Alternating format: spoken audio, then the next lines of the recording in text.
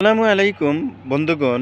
এই যে আপনারা দেখতে পাচ্ছেন, এই যে এখানে দেখতে পাচ্ছেন, এটা কিন্তু আলু ক্ষেত, গোল আলু ক্ষেত, পটটি ক্ষেত বন্ধুগণ। আমরা যে সারা বছরই গোল আলু পেয়ে থাকি, এখানে কিন্তু আহ, এরা উৎপাদন করে বলেই আমরা সহজে কিন্তু গোল আলুগুলো পেয়ে থাকি। দেখেন, সমগ্র ক্ষেত, সমগ্র এলাকা জুড়েই কিন্তু এই গোল আলুর চাষ করা হয়েছে। এই গোল আলু কিন্তু রোপণ করা হয়েছে। এখান থেকে গোল আলু থেকে এই যে পাতা বের হয়েছে, এখন বড় হবে এবং মাটির তলে কিন্তু এই গোল আলুগুলা হবে বন্ধুগণ। দেখেন, পুরো মাঠ জুড়ে কিন্তু এই এগুলা তৈরি করা হয়েছে এবং প্রসেস করা হয়েছে, ড্রেনেজের মতো করা হয়েছে বন্ধুগণ। দেখেন, অসাধারণ একটি প্রকৃতি, অসাধারণ একটি ভিউ।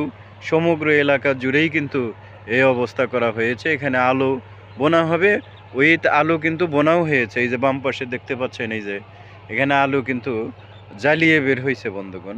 কাজেই ভিডিওটি দেখবেন, লাইক কমেন্ট শেয়ার দিয়ে পাশে থাকবেন এবং বাংলার কৃষক, তাদেরকে সহায়তা করবেন। কৃষক ভাই আমাদের প্রাণ, কারণ তারা যদি এই সবজি আবাদ না করতো তাহলে কিন্তু আমরা পেতাম না। তারা অতীব পরিশ্রম করে তারা কিন্তু এই সবজি আবাদ করে। এই যে দেখেন, কৃষক ভাই এই যে যাচ্ছে, এই যে কৃষক ভাই দেখেন, এই যে মাঠে কাজ করতেছে, ওই যে দেখেন, এই যে ওই যে মাঠে কিন্তু কৃষক ভাই কাজ করতেছে। কাজেই কৃষকদেরকে সহায়তা করবেন।